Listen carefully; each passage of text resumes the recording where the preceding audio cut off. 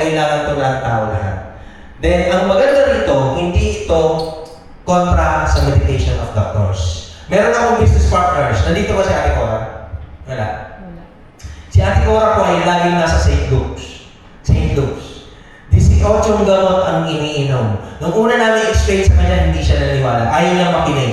Buti na lang yung nanay na pahira namin at nanay na nag-recommend, maganda yung product, lumakas yung pakiramdam ko. Second, punta namin, in-explain namin ulit. Doon ko na-convince. Sabi ko, Ate Cora, hindi mo naman kailangan tanggalin yung iniinom mo. Sundin mo pa rin ang doktor mo. Kung 18 dyan, inumin mo araw-araw yung 18 gamot mo. Pero habang ginagawa mo yan, magpahid ka rin ng cream. So sinunod niya po ako.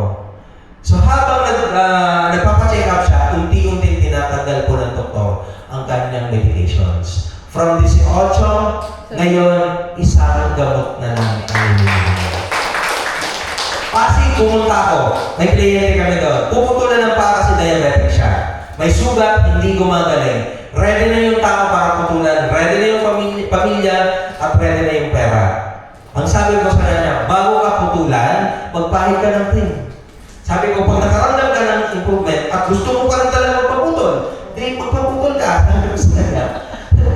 Pero, ginamit na ang cream. After a week, yung sugat na hindi gumagaling, natuyo po. Natuyo. Hindi na siya natuyo. Meron kami sa Australia, kaya mo na-open ang Australia market because of those, yung tao na yun, meron siyang tagas sa dibdib, yung parang pakansa na yun. Babae siya. Meron siyang, yung breast na everyday tumutulog. So ngayon, ginamit ang Formax, overnight lang nag-stop yun. And then nag-recover siya. Kung gusto nyo makita yung testimony nun, hanapin nyo yun. Tanungin mo ka mamaya, ipapakita sa inyo yun. Then, meron doon na refer na babae, nagbuntis, ibang lahi yun, Australiana. Umuulan ba? Ang sabi ng doktor, kailangan i-pull out yung baby. Kasi half brain lang. Kawawa lang daw yung bata pag lumabas. So, siyempre, nanay ka, magkukontrahin mo. Itutuloy ko na lang po sabi. Buti na lang, may na-offer ng Formax. Habang nagbubuntis, nagpapahid siya ng cream. Nung lumabas ang baby, healthy ang bata. Okay. So, ang product po natin, kahit sino pwedeng gumamit. Hindi ito kontra sa medication of doctors. Kahit sino pwedeng gumamit. May sakit, tiwala, pwede. Lalo kung may sakit, importante ito. Lalo kung nasa ospital, importante ito. Kasi nutrient siya na papasok sa katawan mo every day. Nakukuha ka na? Kaya pag ginamit nyo to, gagaling, ibabalik po ang inyong younger system of your body. Di ba mga bata, walang sakit, mga lalakas, kaya ito nung kinakain, younger system of your body, ibabalik niya ng Formax. Kaya pag umokay ang inside mo, magmamanifest siya outside. Kaya sabi nga doon, let your beauty shine inside out. Kuha? Yan yung product natin. So next product, yung tinatawag na serum. Ang serum po ay napakamahal sa dermatologists. Pagdating sa cosmetics, kahit gaano kamahal, binibili ng babae, basta pampaganda. Tama? Meron na 80,000, 60,000, binibili. Kasi nga, pampaganda. So, hindi lahat ng cosmetics, pare-pareho ginawa. May chemical-based cosmetics. Like yung, ano ba yung mga chemical-based? Yung pinakahin na, ano yung chichanchu? Ay, meron ko ka. Ano yung gina? Gina, ano yan? Yung mga nilalagay sa mukha. Yung mga foundation na yan, mga chemical-based yan. Lipstick lang, makain mo, lason yan. Ang tawag ng mga cosmetics, chemical-based. Ito, organic. Ito lang ang tanging cosmetics na kahit makain mo, hindi ka malalason. Mailagay mo man sa mata, hindi ka magugulang. Lilinaw sa mata mo. Matama? Ganyan po kaganda product natin. Yan. Ito, testimonies. Almost the same ingredients po ng ating Formax. Testimonies. Si LED, hormonal imbalance. Grabe yung tigihawat niya. Wala pang pandemic, nag-face mask na yan. Pero because of this product, naging model siya ng RF3. Na-balance yung hormone niya. Si Miss Annie, ang problema niya, girl problem. Because of these products, ngayon po, one of the active leaders po ng company. May business partners. Miss Alma, nandito ba? Wala? Ito, taga Malaysia. Ito, autoimmune disease problem to. Vitiligo. Dahil sa product na pero yung kanyang skin. And ito po, si dahil sa LV, nandito po siya. Ma'am LV. Ayan, gawin. Ayan. Gawin naman, LV. Ayan siya. So, because of these products, one of the top leader of the company. And ito po kapatid ko. Yung kapatid ko na yan, inayawan na ng doktor yan. Kasi, multiple operations, million ang ginastos. At marami na siyang medication na iniinom at sinusukan niya na. Hindi niya na matake yung mga iniinom. Then, ang sabi ng doktor, wala nang pag-asa health niya. Of course, kung narinig mo yun, ikaw kapatid, at yung tao mismo, anong mararamdaman ng tao? Madi-depress. Kasi wala nang pag-asa eh. Pero ang sabi ko lang sa kanya, hindi naman Diyos ang doktor. Diyos lang po ang kumukuha ng buhay natin. Tama? Siya lang din ang pwedeng magpagaling. Pero may guidance siya. Ang sabi niya, nutrition ang ipasok mo sa katawan mo. So sabi ko, baguhin mo lifestyle mo and use the products. Sinunod niya po ako ngayon. Ngayon po, healthy siya. Mamaya po, baka dumatay. Kapatid ko po talaga siya. Kasi di, kapatid ba tayo? Hindi, kapatid ko po talaga. Alright. So, maganda ba products? Yes! Sino ang gusto ng products? Yes! Sino? Lahat? Okay. Sino gusto ng pera? Ay, hindi lahat. Tapos na presentation, ayaw ng pera. Tanungin ko ulit. Sino dito gustong kumita at least 30,000 pesos extra income aside from your job or business? 30,000 yun naman. 50,000 yun naman. 100,000 yun naman. Maging milyonaryo. Di ba? Ayaw eh. Sabi niya, masamang yumaman. Hindi po masamang yumaman. Pag mayaman ka at mabuti ang puso mo, marami kang pwedeng tulungan. Tama? Ang pera po dapat nasa mabubuting tao. Kasi nandun sa mga may hawak ng platform ko. So, ang point ko po, okay lang yumaman. Tama? Pero naniniwala po ko, lahat ng gusto natin sa buhay, nagsisimula po yan sa tamang idea at tamang prinsipyo. Tama? Kasi kung ang prinsipyo o mga idea ang alam natin sa ngayon, hindi nag-work sa buhay natin, kailangan natin palitan yung prinsipyo na yun at makinig tayo ng panibagong idea. Ako po, may 3 wealth principle na in-apply ko sa buhay ko, na itinuro ng mentor ko, na nagbago po ng buhay nila at nagbago po ng buhay ko. Gusto niyo bang marinig yun? Yes! 3 wealth principle. Number 1, make money when you sleep. In the beginning, hindi ko pa alam yan. Sabi ko, gising na gising, hindi ko kumikita. Matutulog pa kaya? Pero that's wealth principle. Number 2, copy successful people. Kupihan lang natin ang ginagawa ng successful na tao. Kaya nga po may kasabihan na birds with the same feather are the same birds. Flock together, tama? Then number 3, don't work for the system for the rest of your life. Find a system that will work for you. Or don't work for the money for the rest of your life. Let the money work for you. Tandaan niyo po yan ha, kasi along the presentation, mas maiintindihan niyo po ang sinasabi ko. Earning disclaimer, hindi po namin sinabi pag nag-join ka ngayon, kinabukasan mayaman. Wala akong ganun. Kaya marami pong na-scam because of that pangako. Yayaman ka, invest ka ng 20,000, balik ko next week. Every week may 5,000 ka. Wala akong ganun. Walang instant yaman. This is a real business na kailangan natin sundan ang sistema at pag-aralan. Alright? So, ang maganda po dito, ayan, this is only a plan B. Plan B lang. Kung may trabaho ka, may job, okay lang naman yan. Add lang natin ito sa plan B. Pero sa plan B na to, pwede tayo magkaroon ng tinatawag na personal freedom and time freedom or financial freedom. Yung time freedom, yung matutulog ka kapag ka inaantok ka na.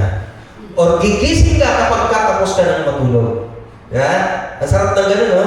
Kaysa naman matutulog ka kahit di ka pa inaantok at pilitin mong gumising kasi may trabaho. So, dito, magkakaroon ka ng Financial freedom, yung tutulong ka na hindi mo na iniisip kung magkano kasi may pera ka. Okay ba gano'n? Kasi yung iba, maraming time, walang pera. Yung iba naman, maraming pera, walang time. Sa dito, both. Pwede mo yan. And then, ano ba yung reason natin? Ano yung purpose? Importante may purpose. Kasi pag wala ng purpose ang tao, kinukuha na po ni Lord.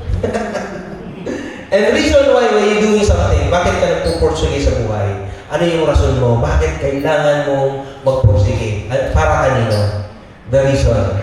And find your reason. Kasi ako po, ang reason ko why I'm doing this business, kasi sabi ko, kung gusto kong bigyan ng magandang buhay ang pamilya ko, hindi po mangyayari sa trabaho ko. At pangalawa po, pinaghahandaan ko yung pagtanda. Ang pinaka-painful part na marinig sa anak mo, yung pinagpapasapasahan ka. Diyan naman sa'yo si Lola, si Lolo, kasi wala silang pera. Nakakalungkot po yun.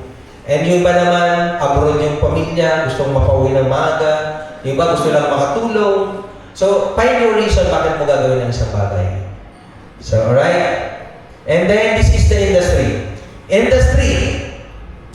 Maraming industry ang pwedeng magpayaman sa tao. Like, artistahin ka. Pwede kang yumaman. May mayaman ba pa sa pag-artista? Yes. Meron. Ano pa? Music. Magaling kang kumanta, yayaman ka. Kailangan bilog ang boses. Ako po dati bilog talaga boses ko. Nalaglag lang po ako sa ito. Nabasag kayo. And, ano pa? Sports. Magaling kang mag-basketball, yayaman ka. Boxing, Manny Pacquiao. Diba? Hindi mayaman sa pag-boxing. Kung titignan niyo po, ako mukha akong boksero. Pero hindi ko kaya mag-boxing. So, ang point ko po, ang industry na yun, pwede kang payamanin. Sa RF3, or dito sa industry natin, mas marami itong pinayayaman. Dito may qualification din ang company. 3 qualification, tingnan natin kung pasok ko kayo. Kasi kahit na-invite na ko kayo, nakikinig kayo ngayon, hindi pa rin lahat pwede. Number 1 qualification, you must be good looking. Tingnan niyo po katabi niyo kung pasok.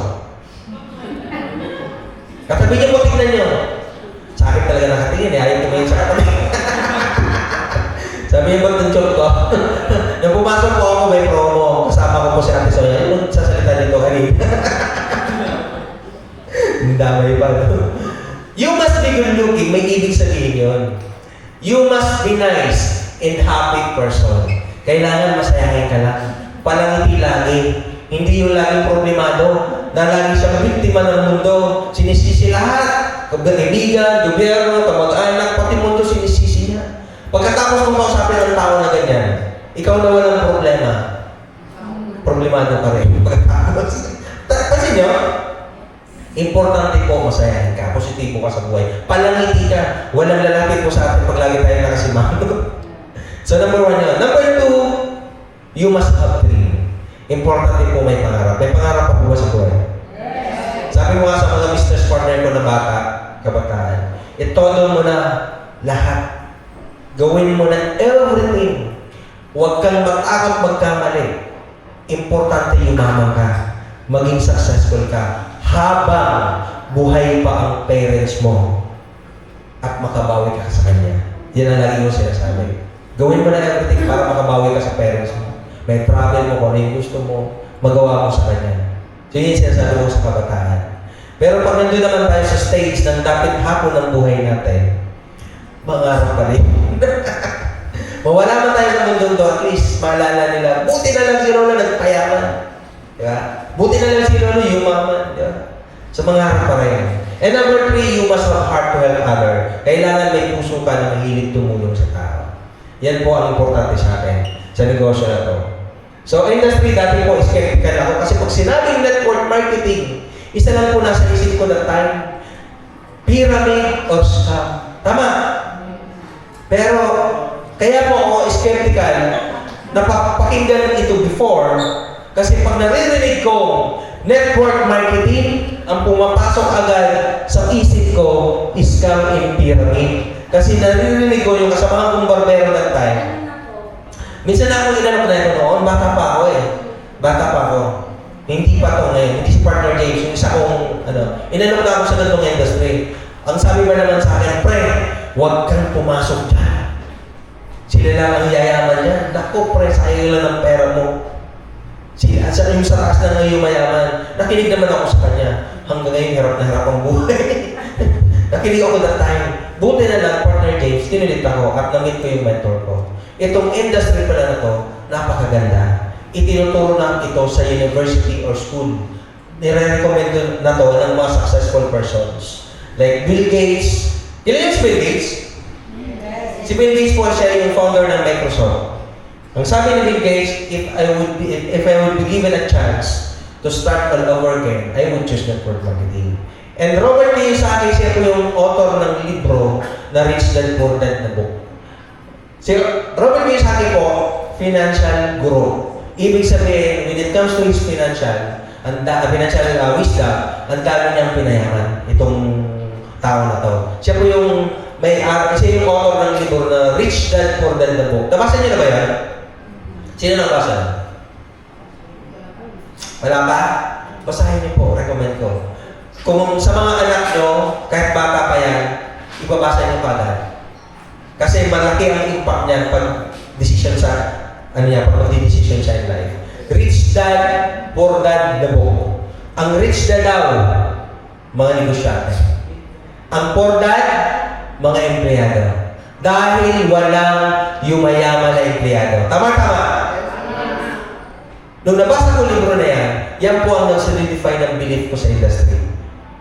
Dati po, nung panahon na barbero ako, hindi ako nagbabasa. Pero sa amin ng mentors ko, dito kailangan leader ka. Ang lahat ng leader kailangan reader. Hindi lahat ng reader ay leader. Nag-start po ako magbasa. Ang dati po, binabasa ko lang yung libro na, yung diaryo ng tinti, na dala-dala ng katabi kong barbero. Pero nung nabasa ko libro niya, ang sabi ni Robert Kiyosaki ganito, kung ikaw yung tao na wala pang idea sa negosyo, or walang malaking capital to start the business, network marketing business is the best to start. Pag-aralan mo nga lang. Kasi maraming nag-join sa ganitong industry, hindi talaga nila ginagawa. Nag-join ngayon, kinabukasan, nasa ibang company na, hindi man nag-attend ng mga training, presentations, hindi talaga nila ginagawa. Kahit anong negosyo ang gawin po natin, pag hindi mo sinunod ang sistema, wala ka rin mangyayari. Tama? So ang maganda lang dito, habang nag-aaral ka, pwede ka nang kumita. Ako po sa pag-aaral, grade 8 po ako. 8 taon. I'm still learning. First time ko pong tumayo sa harap ng tao, 3 audience lang. Nagpaalam mag-CR, hindi na po bumalik. Iniwanan po ako. Na-preach ko ako that time. Sabi, may magtotok mukhang mandurukot. Noong time mo na yun, na-preach ko ako. Pero sabi ng mentor ko, hindi mo kailangan maging magaling sa umpisa. Umpisahan mo lang lahat ng bagay na tututunan. Gagaling ka din. Laging pag pumupunta yan dito si Dato, ako po yung nagsusundo sa airport. Pinagtatrain ko yan. One time, pupunta siya ng Davao, wala siyang speaker na nakuha. Ako yung nahatak niyang speaker. Noong time, nang nasa Davao kami, nagtutok ako, ang presentation ko that time, hotel by hotel, ang audience ko that time, 500, 700. Every time bababa ako ng stage, sumasalubong ang tao. Na-inspire ko sa istorya ng buhay ko. Siya sa lubo ko kinakamayan. Inspired ko sila kasi barbero, able to talk na ganun karami ng tao. Hindi pa siya nakontento, in-award ako sa Malaysia as success journey of the company. Big event yun. Iba-ibang country po ang nag-attend. So, isa red carpet event, tinawag pangalan ko. Pag-attend ko ng stage, nandun si Dato, inabot yung trophy, tapos inaabot yung mic. Sino kasama ko that time? Ay, Sir Jerry kasama ko siya. Inabot yung mic. Sir Jerry, ano mga sa akin? Forward mga sa akin yung video na yan.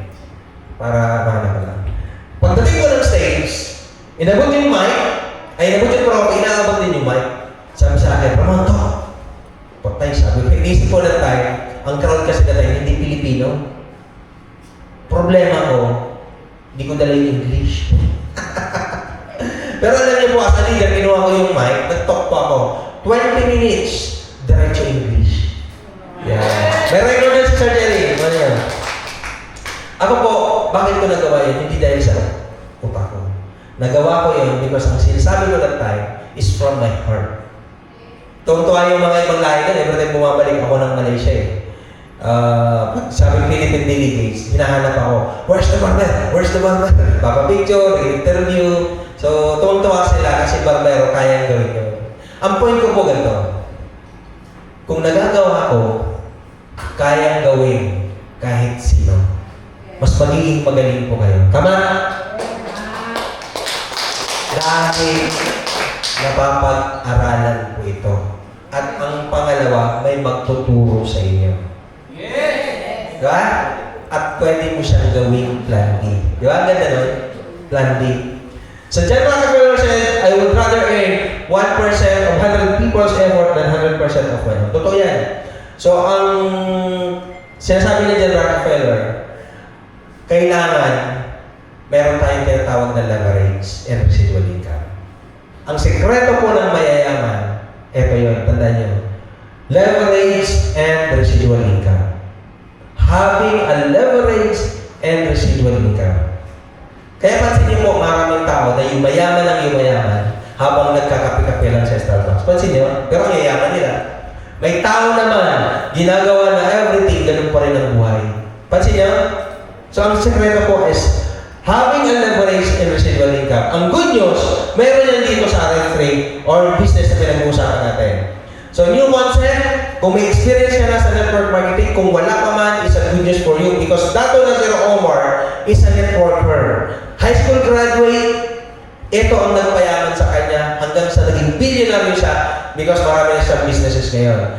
Pero sa industry na to, na-experience niya na lahat ng ayaw at gusto at advantage, disadvantage ng company. Kaya nakagawa siya ng marketing plan na mula pa ng 2013, never changed the commission plan. At 88%, ay 88%, to be exact, 88% ibinibigay sa distributor, 12% lang sa company. Ganon ka-generous yung marketing plan. So, tinanggal niya yung ayaw natin. Bakit? No joining fee, no monthly charges, no annual fee, no sales volume, no quota, no plus of points, no multiple accounts, no membership fee, no renewal fee, no monthly inventory, no income requirements, no preparing, no auto-shipment. Ang auto-shipment po, ito ang mabigat sa isang company. Yung may product ka pa, darating next month ang product mo ulit, babayaran mo yun. Ang tawag doon, auto-shipment. Renewal fee, hindi ka pa kumita this year, next year magbabayad ka ulit ng membership. Ang tawag doon, renewal fee. Dito wala. No hard selling. Kasi ang product po natin, ipinapahid lang. Kahit skeptical yan, was na napahiran yan, babalikan ka. Sino dito naka-experience na? Ayaw-ayaw in the beginning, nung napahiran, biglang nagtawa. Ano nga yung pinahid mo? Ako po, bakit masabing no hard selling? Member po ako ng Eagles. So, one of my business partner, isa sa mga governor ng Eagles sa Batahan. Encourage niya ako na mag-join. Sabi niya, dito marami tayong matutulungan na mayaman. Nagkaroon kami ng 1-year anniversary. Ang sama ko sa table, mga retired colonel, retired businessman, matatanda na. Ang pinag-uusapan, that time, mga maintenance. Ano maintenance mo? Ano maintenance mo? Noong time na yun. Hanggang sa nauwi ko dun sa Viagra. Kung ano daw maganda, Viagra o Rumbas. Ako naman, nung narinig ko yun, sabi ko, kuya, may mas maganda akong sabi mo. Organic, cream lang pinapahe. Nung narinig niya yun, organic at cream lang pinapahe, na-interest sila. Sabi, ano yan? Sabi ko, ito, cream. So, papahid ka? Sabi, hindi ko na mapahid, para ko ako mapahid. Pero yung pala na yan, nagpapahid-pahid ako, meron pala na tayo masakit ulo, may frozen shoulders, masakit yung balakang. So, yun yung mga feeling na tayo ng tao na yun. Hindi nagpahid ako. Nung pauwi na kami, hindi yun nila ako tinantanan. Sabi, kuya, ano nga yun? Saan nabibili yun? Kung nawala yung frozen shoulder ko, nawala yung sakit ng balakang ko, nawala yung sakit ng ulo ko. Alam niyo, ganun yung experience na tayo. Kahit hindi ka nag-explain, pero interesado na sila because of the effect. So, ibig sabihin, hindi siya mahirap i-market. At ang product po natin, once you use, ikaw mismo ayaw mo nang maubusan. Ngayon, kahit anong pinag-uusapan natin, sinasabi ko na to, kung di nyo talaga susubukan, lalo sa first time, Pag di mo subukan, hindi nyo mapapatunayan na totoo sinasabi ko. Subukan nyo po sa resulta tayo mag-usap. Subukan nyo. Right? Ganyan kapaganda product na yan. Ang gagawin mo lang, bibili ka lang ng one-time bundle package. So how much is the product? 4,900 ang isa. Mahal o mura? Ako po, nung mahal din, para sa akin that time, mahal yan. Kasi nga, for 9. Nung hindi ko pa naiintindihan ng value. Pero alam niyo po, because of this product, yung pamangkin ko na nabagok ang ulo, supposed to be ooperahan. Bago operahan siya, pinahira na namin ng Fairmax every 30 minutes. Nung chinek na ulit ng doktor para operahan siya, hindi po tinuloy ng doktor. Sabi niya, okay na siya, huwag nang operahan. Na-save yung bata, na-save yung pera. Meron dito, doktor, nag-prepare ng 3 million para palitan ng balbula ng puso. Using of this product, hindi natuloy yung operations. Na-save yung pera, na-save yung buhay. Ang tanong, magkano ba ang presyo ng health natin at health ng buhay ng kapamilya natin? Priceless na. Priceless. Kung itong product na to, isi-save ang buhay ng pamilya natin, isi-save yung gastos natin sa ospital, bibilhin nyo ba?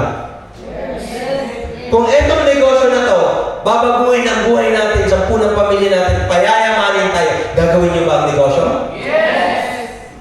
Pornay lang yan. O negosyo tayo, pag-usapan natin. Business! Highly recommend ko pagdating sa negosyo, diamond. Though meron siyang options, gold or diamond, pero diamond, minsan mo lang ito gagawin. Minsan ka lang maglalabas ng 44,660. Pag sinabi kasi ng business, may capital. Tama?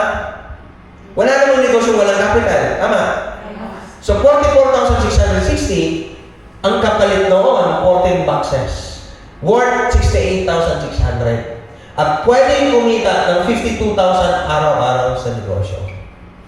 Pag-usapan natin ang business. Kasi nga, di ba, walang yumayak na empleyado? Anong negosyo ang maganda? Franchising business. Ang franchising po, like Jollibee, McDonald's, Starbucks, yaman ka. Ang tanong, sino may 45 million dito? 45 million. Kasi ganun po ang franchising eh. Pero ang tawag doon, may negosyo na may system. Pansin nyo ang Jollibee, McDonald's, pinapatakbo ng bata. Multi-million dollar company run by kids because of the system. Pero karamihan po, wala pong ganun kalaking pera. Kung magne-negosyo ka ng walang sistema, challenging yun. Sari-sari store, alas 12 ng hati gabi, utangan ka. Karinderya, alas 6 madaling araw, gising ka na. Kahit may 2 million ka o 1 million in the bank, pag wala kang idea sa negosyo, pwede ka pa rin malugi. So, eto po, 44,660. Ang kapalit ng products na more than that amount ay yung price ay yung binigay mo, ito yung presyo, ito yung amount ng 14 boxes. Minsan mo lang siya gagawin. May libre na siyang system. Alright?